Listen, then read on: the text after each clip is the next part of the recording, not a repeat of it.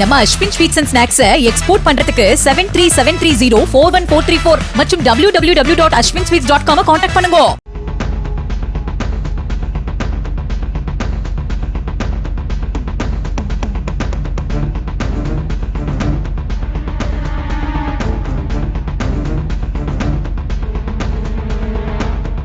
பாலியல் வன்கொடுமை செய்யப்பட்ட பெண் அவரே பிரச்சனையை வரவழைத்துக் கொண்டார் என்றும் இந்த சம்பவத்திற்கு அவரும் தான் பொறுப்பும் என்றும் கூறி குற்றவாளிக்கு அலகாபாத் உயர்நீதிமன்றம் ஜாமீன் வழங்கியுள்ளது பெரும் சர்ச்சையை ஏற்படுத்தியுள்ளது. பாதிக்கப்பட்டவர்களின் கடைசி புகலிடமாக நீதிமன்றங்கள் இருந்து வருகிறது. அப்படிப்பட்ட நீதிமன்றங்கள் பல அதிரடி தீர்ப்புகள் வழங்கி மெச்ச செய்தாலும் சில இடங்களில் சர்ச்சை கருத்தால் விமர்சனங்களையும் பெற்றிருக்கிறது. தற்போது அது போன்ற ஒரு சம்பவம் தான் நடந்தேறியிருக்கிறது.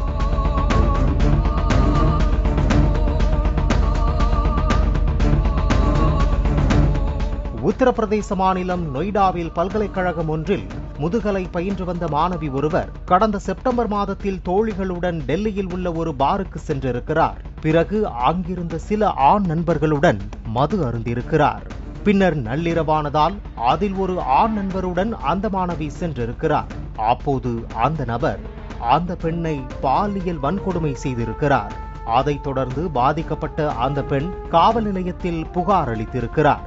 அதில் அந்த ஆண் நண்பர் தன்னை அவன் வீட்டுக்கு வருமாறு வற்புறுத்தியதாகவும், ஆனால் வீட்டுக்கு அழைத்துச் செல்லாமல் குர்கானில் உள்ள ஒரு உறவினர் வீட்டிற்கு அழைத்துச் சென்று அங்கு தன்னை பாலியல் வன்கொடுமை செய்ததாக கூறியிருக்கிறார்.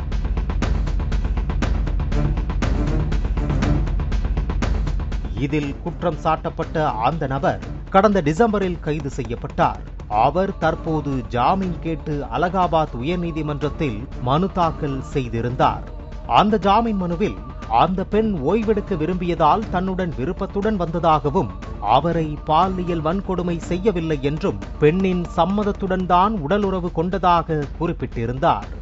இந்த நிலையில் அந்த ஜாமீன் மனுவை விசாரித்த அலகாபாத் உயர்நீதிமன்ற நீதிபதி சஞ்சய் குமார் சிங், பாதிக்கப்பட்ட பெண் முதுகலை பட்டதாரி மாணவி என்பதால் அவரது செயல்களின் ஒழுக்கத்தையும் முக்கியத்துவத்தையும் புரிந்து கொள்ளும் அளவுக்கு அவர் முதிர்ச்சியடைந்தவராகவும் திறமையானவராகவும் இருந்தார் என்பதை காவல்துறை அறிக்கை குறிப்பிடுகிறது. எனவே பாதிக்கப்பட்டவரின் குற்றச்சாட்டு உண்மை என்று ஏற்றுக்கொள்ளப்பட்டாலும் அவரே பிரச்சனையை வரவழைத்துக் கொண்டார்.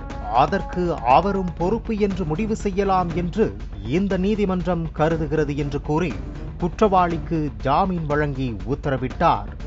பாதிக்கப்பட்ட பெண் மீதே குற்றம் சுமத்தும் விதமாக நீதிமன்றம் இவ்வாறு கருத்து தெரிவித்திருப்பது பல்வேறு சர்ச்சைகளை ஏற்படுத்தியுள்ளது.